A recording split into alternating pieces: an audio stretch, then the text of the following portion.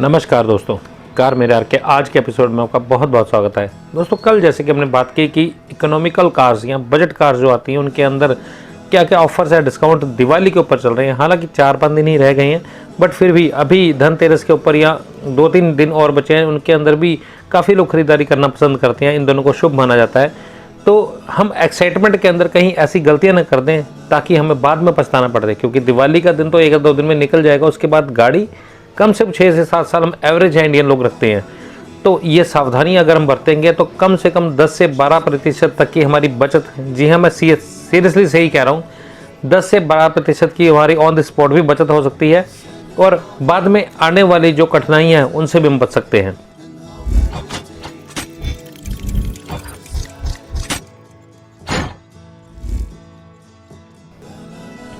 शुरुआत करते हैं दोस्तों बुकिंग से। वैसे तो आजकल जो गाड़ियां जो 2-3 दिन में गाड़ियां बिकेंगी वो ऑन द स्पॉट ही आपको मिल जाएंगी, लेकिन फिर भी जो कोई गाड़ी बुकिंग पे है उसकी भी मैं बात करता हूं। तो जब हम बुकिंग करने लगते हैं गाड़ी, तब ध्यान रखिए इस गाड़ी का कि ये गाड़ी पहले किस रेट में बिका करती है और आने वाले वक्त में किस रेट में ये गाड़ी जा सकती है। तो उस रेट को देख के चलिए, क्योंकि अगर आज हमने आप बजट रखा हुआ है जिस गाड़ी का 10 लाख है, हो सकता है कि जब वो गाड़ी हम डिलीवरी लें साल बाद, आजकल तो साल की डिलीवरी होगी। जैसे XUV7 लोग एग्जाम्पल लेके चलें तो थार की लेके चले, 1-1 साल की डिलीवरी डेट दे रहे हैं। वो 4-4 महीने बाद जो गाड़ियाँ मिल रही हैं उनमें 1-1 लाख रुपए तक के डिफरेंस आ जाते हैं। तो वो चीज़ का ध्यान रखना है।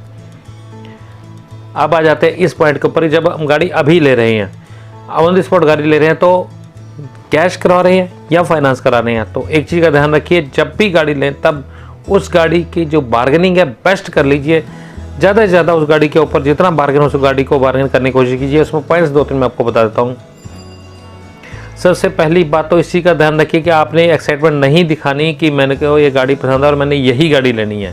सेल्स पर्सन भाप जाते हैं इस चीज़ को, मार्केटिंग वाले लोगों को कि ये सिखाया जाता है उन चीज़ों को कि ये चीज़ों के गुण बताओ, और पहले ही हमारे मन में ये बात है कि हमने वो गाड़ी लेनी ही लेनी है, प्लस वो हमें एक्साइट कर देते हैं। तो एक्साइटमेंट में हम गाड़ी वो खरीद लेते हैं और उसमें बार्गेनिंग नहीं कर पाते। मैक्सिमम गाड़ी के बार्गेनिंग कीजिए, हमेशा गुंजाइश होती है इन चीज़ों की। जैसे मैंने कल आपको बताया कि जो चीज़ बार्गेनिंग कर सकते हैं, जो चीज़ें हैं वो एटलीस्ट ऑफिशियल मैंने को बताई, उसके बाद भी गुंजाइश होती है बार्गेनिंग की। डीलर एंड पे काफ़ी सारे डिस्काउंट्स आपको मिल जाते हैं और इस टाइम पर उन्हें गाड़ियाँ निकालनी भी होती हैं। तो ये चीज़ का ध्यान रखिए। दूसरी बात है दोस्तों, कभी भी सेल्स पर्सन के बहकावे में आके आप अपर वेरिएंट या कोई लोअर वेरिएंट ना ले लीजिए, क्योंकि कई बार कुछ ऐसी वेरिएंट्स उस गाड़ी के खड़े होते हैं जो कि गाड़ी की वेरिएंट ज़्यादा बिकते नहीं हैं। तो उसी का ध्यान रखिए। आप अपने वैल्यू फॉर मनी के हिसाब से वेरिएंट को चूज़ करिए और वही वेरिएंट आप लीजिए। अगर आपको इस चीज़ में कन्फ्यूजन है तो हम बैठे हैं, आप हमारे से कमेंट पर बात कर सकते हैं। लाइव संडे को होगा तो वहाँ पर भी बात कर सकते हैं। लेकिन कभी भी ओवर एक्सपेंसिव या ओवर बजट वर्जन नहीं लेना हमने इस गाड़ी का। जो गाड़ी आपको प्रॉपर सूटेबल है, जो आपको सारे फीचर जो आपके काम के हैं, वही गाड़ी आप चूज़ कीजिए। तो इस चीज़ का भी ध्यान रखिए। तीसरी बात, जब हम गाड़ी को फाइनेंस कराने लगते हैं तो फाइनेंस करवाते वक्त हो सकता है कि हमें ज़्यादा फर्क नहीं पड़ेगा। जो आपके EMI बनते हैं उसमें 100 से लेकर 1000 रुपये तक के बीच में, चाहे 400-500 या 700-800 हो, इतना कुछ पर मंथ की EMI फ़र्क पड़ेगा। तो उससे आपका इंटरेस्ट और आपकी जो EMI है वो छोटी भी हो सकती है, इंटरेस्ट भी कम पड़ता है। तो इसी का भी ध्यान रखें ताकि आपके जो हार्ड अर्न मनी है वो आप तरीके से उसको इन्वेस्ट कर सकें। अगली दोस्तों मैं बात कर रहा हूँ, जब हमने गाड़ी की डिलीवरी लेनी है उस चीज़ पे कुछ खास चीज़ों का ध्यान रखना है। सबसे पहले इंटीरियर में देखें हम। इंटीरियर में आप ध्यान से देखिए, स्टीयरिंग व्हील से लेके dashboard, layout, cracks, gear box, gear lever और जो ग्लव बॉक्स है, हर जगह पे ध्यान से देखिए कहीं पे क्रैक्स या प्लास्टिक पार्ट्स के ऊपर कोई स्क्रैचेस वगैरह तो नहीं है। अगर हैं, डिलीवरी लेने से पहले उसको चेंज करवा लीजिए, उस पार्ट को बदलवा के नया पार्ट डलवा लीजिए। सीट्स की फैब्रिक को देखिए कहीं वहाँ पे क्रैक्स तो नहीं है, क्योंकि गाड़ी कई बार काफ़ी देर तक यार्ड में खड़ी रहती है, तो वहाँ पे कभी मिट्टी से, कभी धूल से या कभी गर्मी से उसके प्लास्टिक पार्ट ख़राब हो जाते हैं, गाड़ी बंद रहती है, तब भी हो जाता है। तो इस चीज़ का ध्यान रखिए। इंटीरियर के अंदर सारे लाइट्स को ऑन करके देखिए, जो आपका म्यूजिक सिस्टम है उसको ऑन करके देखिए, ताकि कोई भी प्रॉब्लम है तो उसको बदलवाया जा सके। एक्सटीरियर में अगर हम देखें तो एक्सटीरियर के अंदर भी ध्यान से सारी गाड़ी को पूरी चारों तरफ से देखिए, कहीं पे कोई आपको ऑड इवन जगह तो नज़र नहीं आ रही। इसका मतलब यही है कि स्क्रैच वगैरह पड़ गया उसके बाद में पेंट किया गया हो। तो इसी का ध्यान रखिए। सारी लाइट्स को ऑन करके बाहर से चेक कीजिए कि सारी लाइट चल रही है, क्योंकि अगर आप गाड़ी लेके एक बार बाहर निकल गए तो उसकी इलेक्ट्रिकल पार्ट्स की या इलेक्ट्रिकल हेडलाइट्स की कुछ भी ऐसा पॉइंट है तो उसकी कोई गारंटी नहीं होती। तो इस चीज़ को भी ज़रा ध्यान रखने की ज़रूरत पड़ती है। उसके बाद आते हैं टायर्स का भी पूरा ध्यान रखने की ज़रूरत है। जब आप टायर्स को देखें तो चेक कर लीजिए कि वो टायर्स की जो अंदर की प्लेसमेंट है, जो रिब है उनकी, वो प्रॉपर तरीके से बनी हो, ताकि ऐसे ना हो कि टायर को रिप्लेस किया और डाला हुआ हो। तो ये चीज़ों का ध्यान रखिए। अब आगे इंजन बे की बारी।